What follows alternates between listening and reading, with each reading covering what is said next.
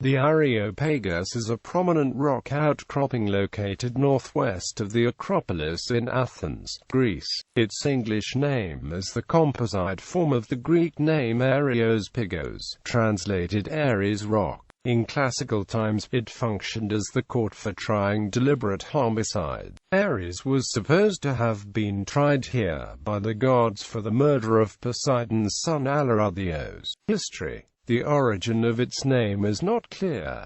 In ancient Greek, pi alpha gamma omicron sigma pagos means big piece of rock. Areos could have come from Ares or from the Erinyes, as on its foot was erected a temple dedicated to the Erinyes where murderers used to find shelter so as not to face the consequences of their actions.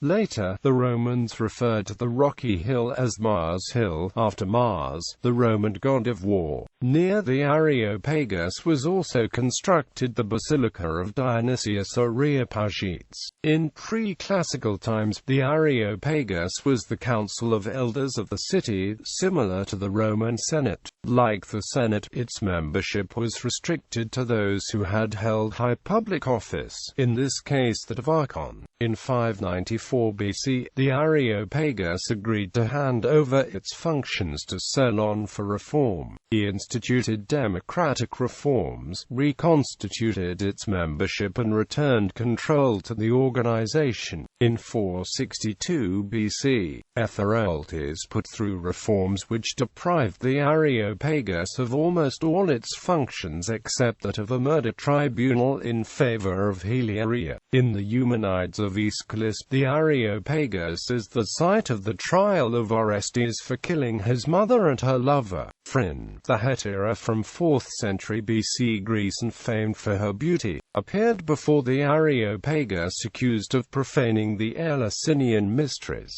One story has her letting her cloak drop, so impressing the judges with her almost divine form that she was summarily acquitted. In an unusual development, the Areopagus acquired a new function in the 4th century BC, investigating corruption. Although conviction powers remained with the ecclesia, the Areopagus, like most city-state institutions, continued to function in Roman times, and it was from this location, drawing from the potential significance of the Athenian altar to the unknown god, that the Apostle Paul is said to have delivered the famous speech, "Now what you worship as something unknown I am going to proclaim to you. The God who made the world and everything in it is the Lord of heaven and earth and does not live in temples built by hands."